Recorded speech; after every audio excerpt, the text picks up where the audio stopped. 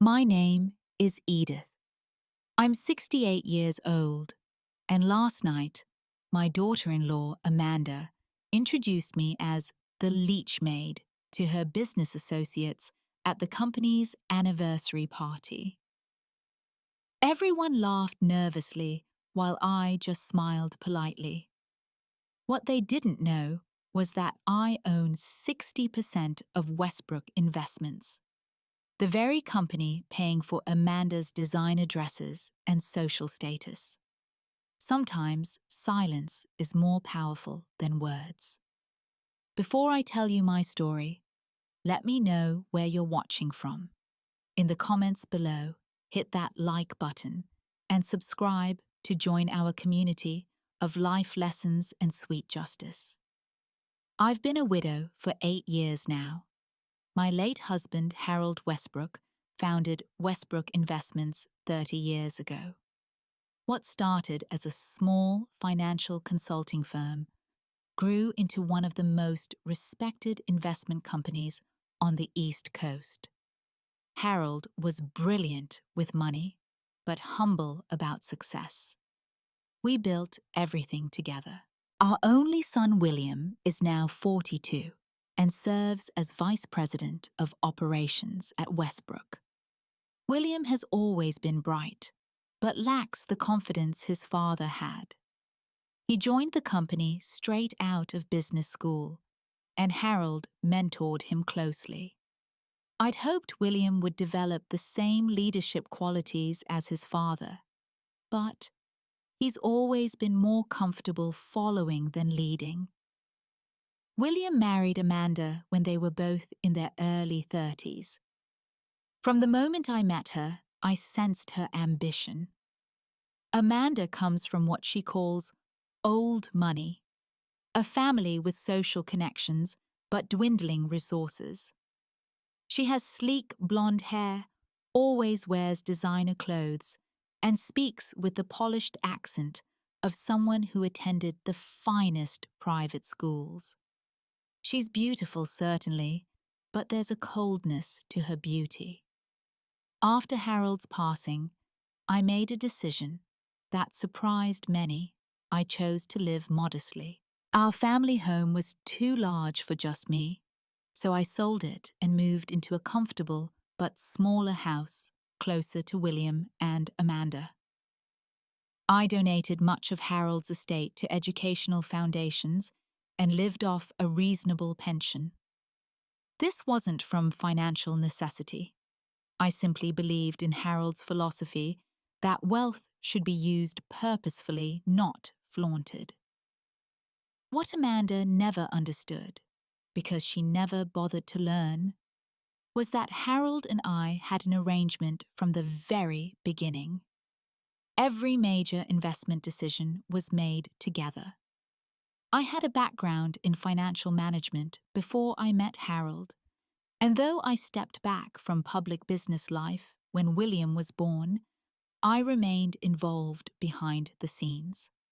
The truth is, Harold left me as the majority shareholder of Westbrook Investments with 60% ownership.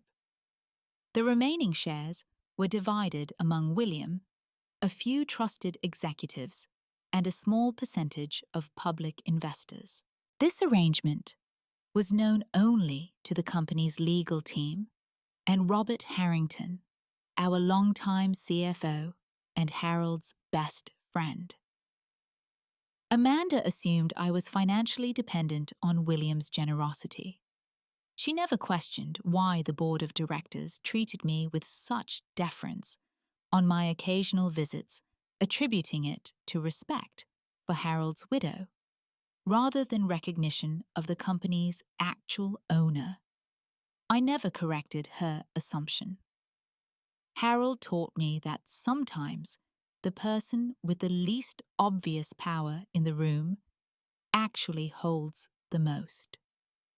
Every day, I quietly reviewed company reports, approved major decisions through Robert, and managed Harold's legacy through various charitable foundations.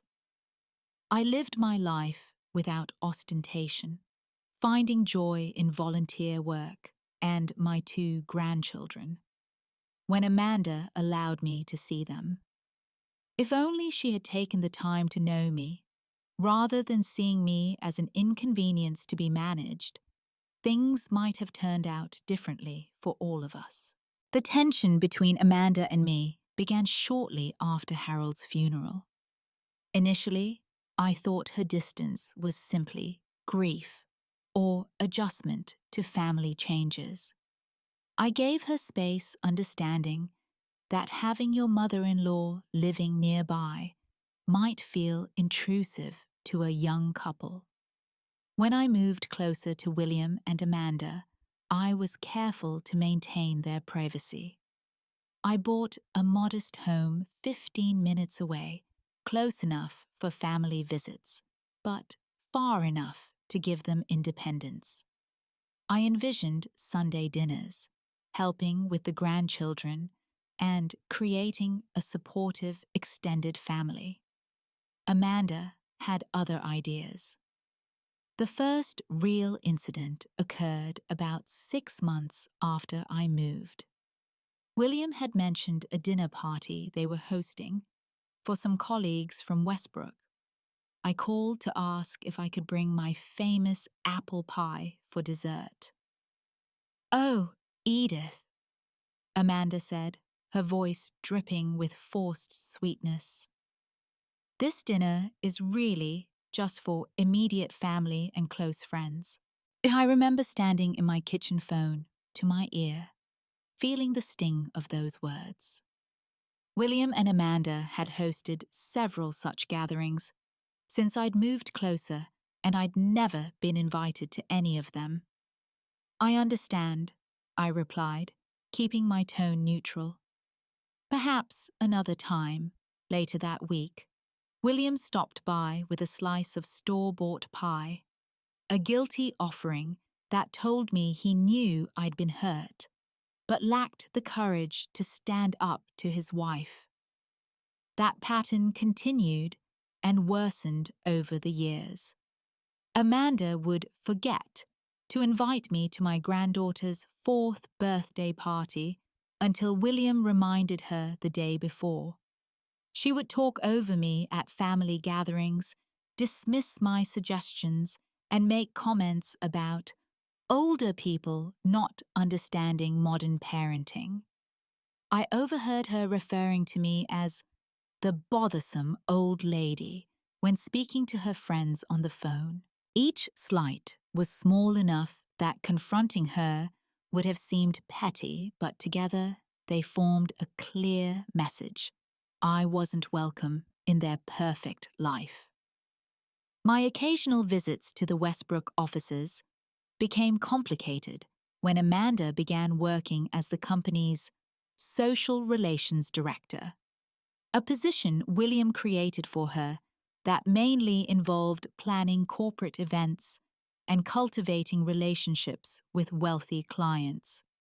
She would intercept me in the lobby saying, "William is so busy today, Edith. Perhaps you should have called ahead." Or she would usher me quickly through the halls, as if afraid I might embarrass her in front of her colleagues. William witnessed much of this behavior, but remained passive. When I gently mentioned Amanda's treatment, he would sigh and say, "You know how she is, Mom. She doesn't mean anything by it." But we both knew that wasn't true. Amanda meant every slight, every exclusion, every dismissive comment. I chose not to create conflict. William was caught between his wife and his mother, and forcing him to take sides would only damage our relationship further. Instead, I maintained my dignity and kept my power hidden, watching and waiting as Amanda grew bolder in her disrespect. The situation deteriorated further when Amanda began suggesting to William that I might be better off in a retirement community. I wasn't meant to hear this conversation, but one evening while visiting their home, I paused outside William's home office door when I heard my name. "Your mother is getting older, Will," Amanda was saying. "She lives all alone in that house. What if she falls? What if there's an emergency?" "Mom is only 67. Amanda, she's perfectly healthy and independent," William replied, but his tone lacked conviction. "I'm just thinking about what's best for her," Amanda continued. "The Willow Creek Senior Living Center has wonderful amenities, and she'd have friends her own age." I stood frozen in the hallway, my hand clutching the glass of water I'd gone to refill. The Willow Creek Center was where wealthy families sent elderly relatives they no longer wanted to accommodate. It was luxurious, certainly, but it was still an institution. "We can't afford that kind of place anyway," William sighed. "We could if you'd ask for that promotion. Robert's been dangling. You're too passive, Will. Your father built this company from nothing, and you're letting others make all the decisions." I quietly returned to the living room, my heart heavy. Not only was Amanda trying to ship me away, but she was also pushing William to be more aggressive at work, not understanding that Robert was following my instructions about William's career progression.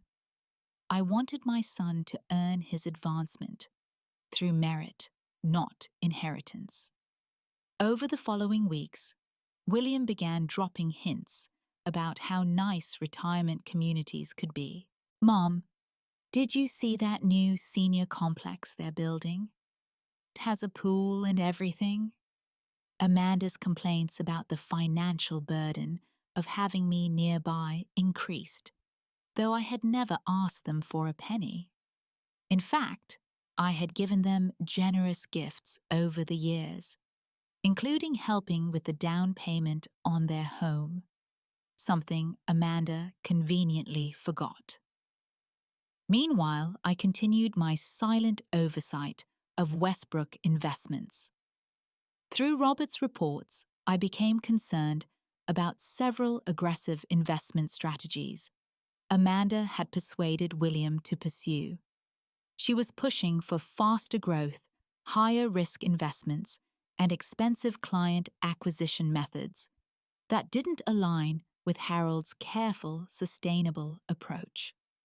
"She wants to make a name for herself," Robert told me during one of our discreet monthly meetings at a quiet cafe far from the Westbrook offices. "And William doesn't have the spine to rein her in." Then came the most hurtful suggestion yet. Amanda wanted William to speak to me about changing my will. "Your mother should update her estate planning," she told him within my earshot during a Sunday visit. "Make sure everything's properly arranged to come directly to us, not tied up in those charities she's so fond of." I began receiving pointed questions about my house. "Isn't it too big for just you?" Amanda would ask, though my home was a third the size of theirs. "Wouldn't you prefer something with less maintenance?" Throughout this escalation, Robert remained my eyes and ears at Westbrook. In his 70s, now, Robert had been with Harold since the beginning.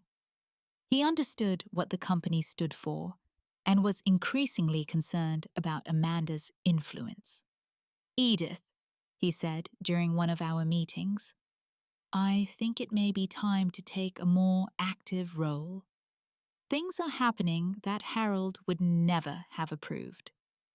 I nodded slowly, considering my options. I'd stayed in the background out of respect for William's position and a desire to see him stand on his own feet. But perhaps I had remained silent too long. The 25th anniversary celebration of Westbrook Investments was planned as the social event of the year in our financial circle. Amanda took charge of the arrangements, transforming what Harold would have wanted as a modest acknowledgement into an extravagant gala at the Grand Plaza Hotel. The guest list included local politicians, wealthy clients, and business partners from across the country. Amanda had hired a renowned chef, a string quartet, and even arranged for a commemorative book about Westbrook's history, one that prominently featured her and William, but mentioned Harold only briefly, and me not at all. William called to invite me the week before the event. "It would mean a lot to have you there, Mom," he said, his voice conveying genuine affection despite everything. When I arrived at the hotel elegantly dressed in a simple blue gown and wearing Harold's mother's pearls, I discovered my name wasn't on the guest list at the reception desk. "I'm Edith Westbrook," I explained to the confused young hostess. "Harold Westbrook's widow." The girl looked flustered, checking her tablet repeatedly. "I'm so sorry, ma'am. I don't see you here. Let me check with Mrs. Westbrook." I waited patiently in the lobby, watching guests in expensive attire flowing into the ballroom. Many were familiar faces, people who had dined in my home, who had worked with Harold for decades, who knew exactly who I was.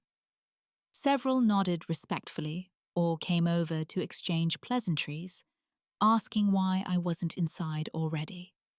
Amanda appeared 10 minutes later, her face tightening, when she saw me chatting comfortably with the Andersons' major investors in Westbrook. "Edith, I didn't realize you were coming," she said, her voice falsely bright. "There must have been a mix-up with the list."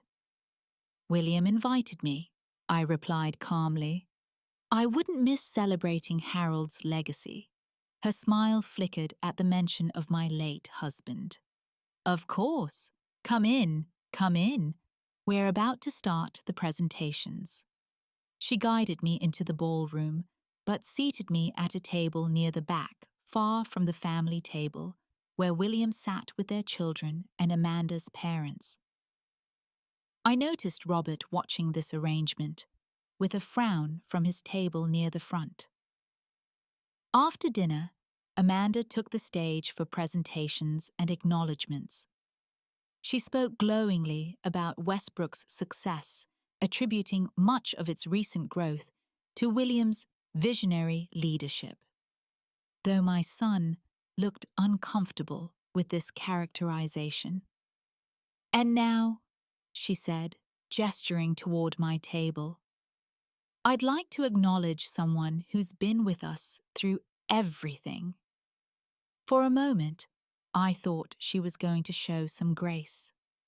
Then she continued, "Edith has been like family to our staff, always dropping by, bringing her homemade cookies, acting as our unofficial office grandmother." Polite laughter rippled through the room. She's been living nearby since Harold passed, and while some might see her as the leech maid who can't let go, more uncomfortable laughter, we value her historical perspective. The room fell awkwardly silent.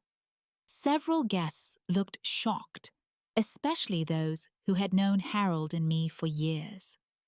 William stared at his plate, his face flushed with shame, but making no move to correct his wife.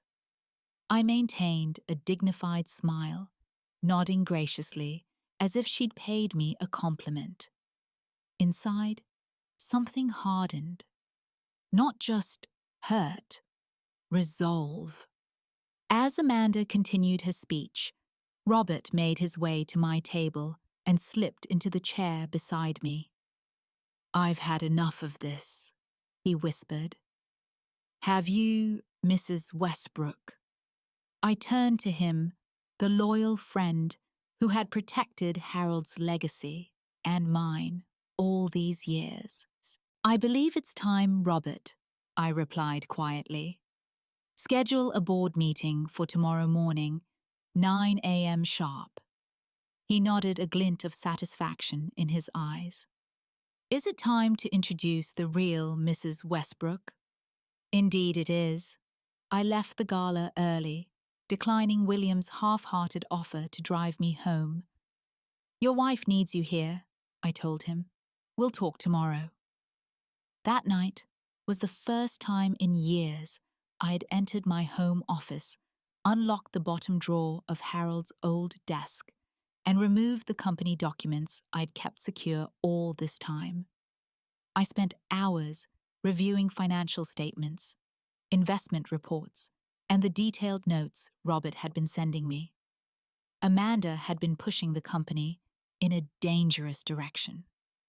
High-risk investments, excessive spending on client entertainment, several questionable hires of her friends in key positions, all while cultivating an image of herself as Westbrook's leading lady. At 7 the next morning, I dressed in my best business attire, a tailored navy suit I hadn't worn since Harold's funeral.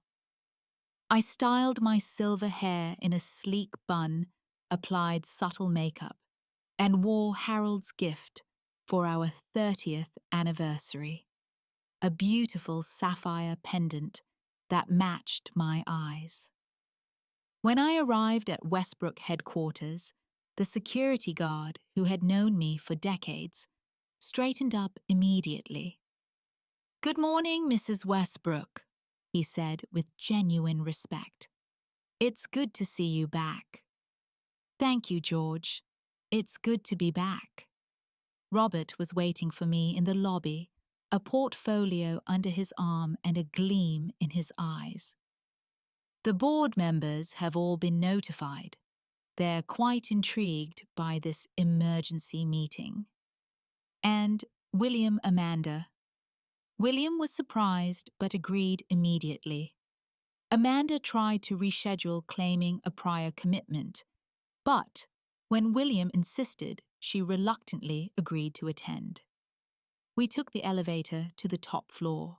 The boardroom was filling with curious executives, many of whom had attended the gala the previous night.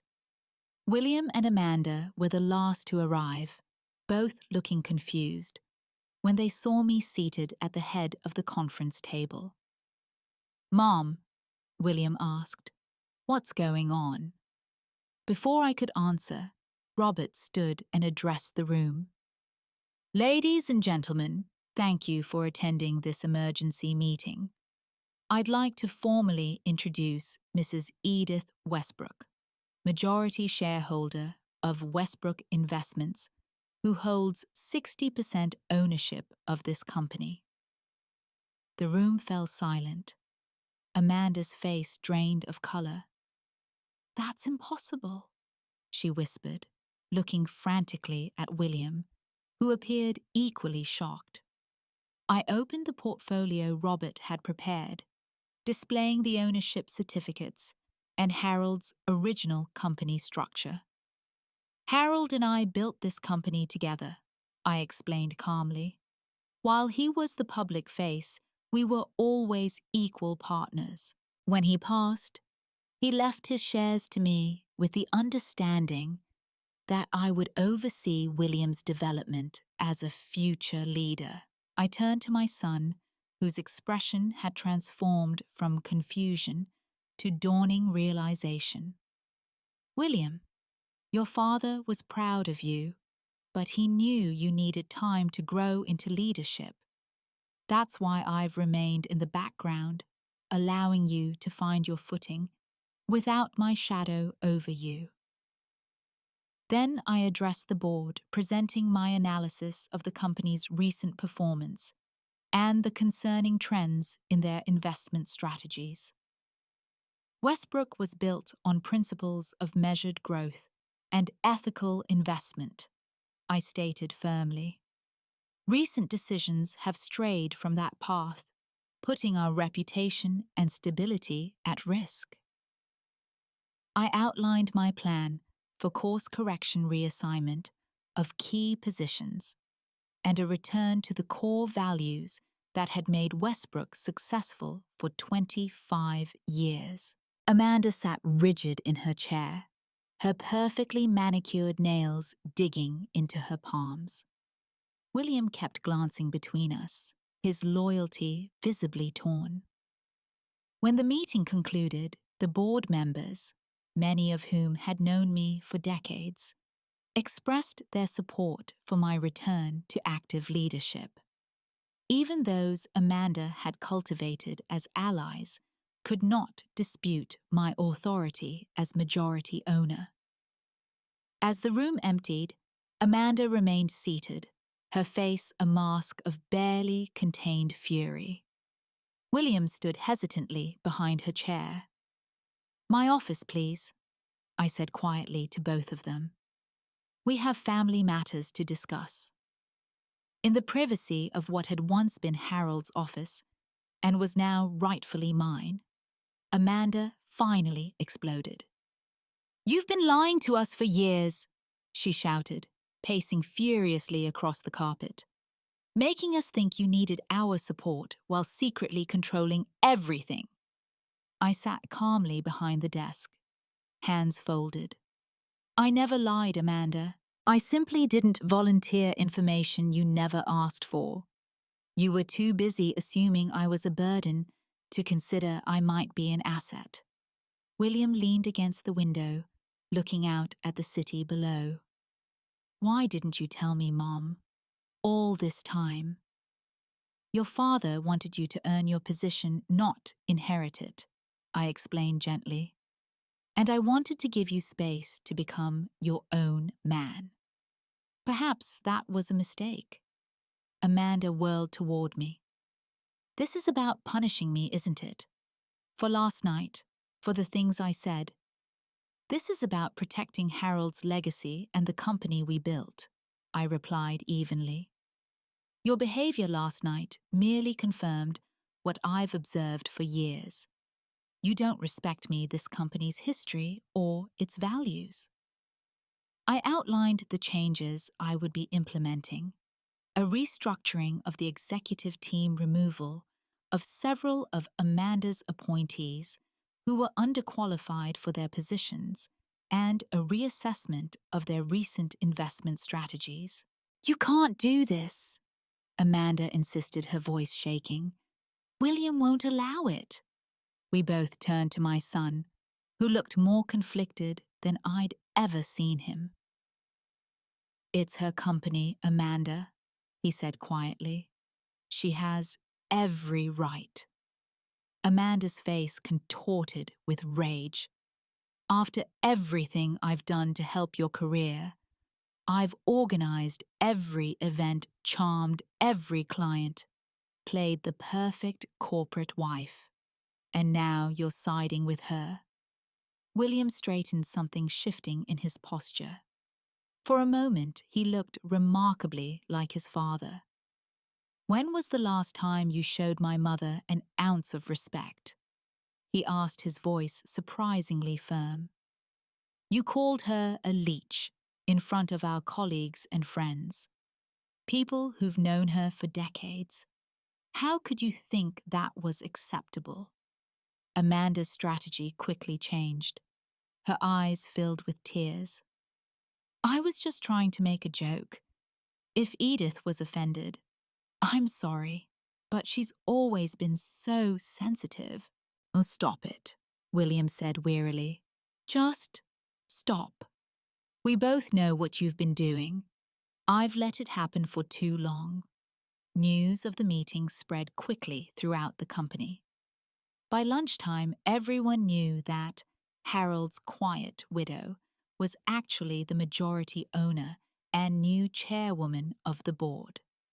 Several employees came to my office to welcome me back, many sharing stories of how Amanda had treated them dismissively over the years. I took no pleasure in others' discomfort, but it was time to restore order to the company Harold and I had built with such care. Time to step out of the shadows and into the light. 2 months passed. Spring bloomed outside my office window as I settled into my role as chairwoman of Westbrook Investments. The transition wasn't without challenges, but it brought unexpected rewards. After the initial shock, the board unanimously supported my leadership. Several of Amanda's questionable investment decisions were reversed, and the clients she had cultivated, primarily through lavish entertainment, were evaluated based on their actual value to the company. William and Amanda entered marriage counseling at my gentle suggestion. Their relationship had been built on Amanda's ambition and William's compliance, not a foundation designed to weather significant change. William discovered his voice during our weekly strategy meetings, gradually growing into the leader his father had hoped he would become. Amanda's journey was more complicated. After her initial fury subsided, she faced an uncomfortable reality. Her position in both the company and her marriage had been built on false assumptions.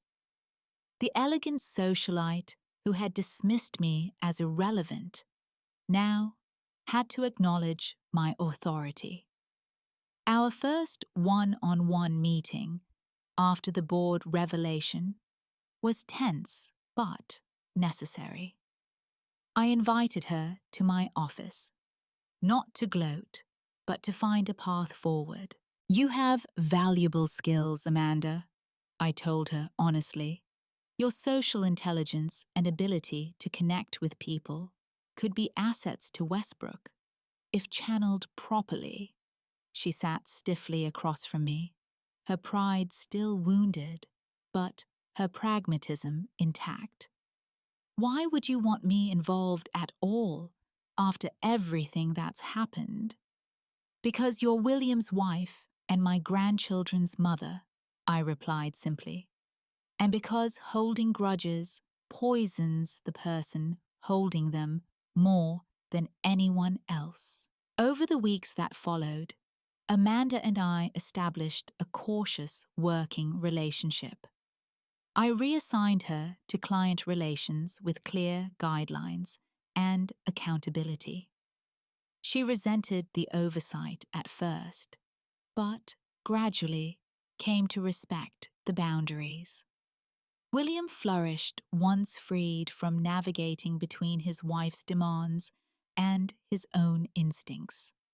He began making thoughtful contributions in meetings, and employees responded positively to his more confident leadership style. The most healing moments came unexpectedly. One evening, William brought his family to my home for dinner, the first such visit in over a year. My granddaughter ran into my arms without hesitation, and my grandson asked if we could revive our Sunday cookie baking tradition. Amanda watched these interactions with new eyes. Later, as we cleared the dinner dishes, she spoke quietly. "They've missed you. I didn't realize how much." It wasn't an apology, but it was a beginning. I dedicated time to sharing Harold's business philosophy with William, opening up the archives of our early struggles and successes. "Your father never took shortcuts," I explained. "He believed that sustainable growth came from integrity and patience." This reconnection with Harold's legacy helped heal some of William's grief that had been buried beneath years of trying to please Amanda and live up to his father's reputation. One of my proudest achievements in these months was establishing the Westbrook Women's Leadership Initiative, providing mentorship and advancement opportunities for female employees. The program was my way of ensuring other women wouldn't have to hide their contributions, as I had done for so many years. Through all these changes, I learned valuable lessons about power, patience, and forgiveness. I had remained silent too long, avoiding confrontation to keep peace. While my restraint had served a purpose, there comes a time when standing up for yourself becomes necessary, not just for your own dignity, but for the well-being of those around you. Amanda and I will likely never share the close mother-in-law relationship I once hoped for, but we found a respectful coexistence built on clearer understanding. She's begun to acknowledge my expertise occasionally, even seeking my advice on business matters. William has apologized multiple times for not defending me against Amanda's treatment. "I was a coward, Mom," he admitted during one of our private lunches. "You were caught in an impossible position," I assured him. "What matters is where we go from here." As I look toward the future, I feel a sense of peace Harold would approve of. Not because I seized power or put Amanda in her place, but because I finally stepped into the role we had always intended, preserving our company's values while preparing the next generation to carry them forward. The woman Amanda mockingly called a leech maid now signs her paychecks. But my greatest satisfaction isn't in the reversal of our positions. It's in knowing that Harold's legacy remains intact. Our grandchildren will grow up, understanding their grandfather's principles, and our son is finally becoming the man he was meant to be. Age isn't a liability, it's an asset. With time, we learn when to hold our tongue and when to speak our truth. We learn that forgiveness doesn't require forgetting, and that sometimes the greatest power lies in choosing compassion when retribution is within reach. What's your experience with finding your voice later in life? Leave a comment below. Subscribe if you enjoyed this story of delayed justice, and share with someone who might need a reminder that it's never too late to stand up for yourself. Thank you for listening to my journey, and remember, your worth never diminishes, even when others fail to see it.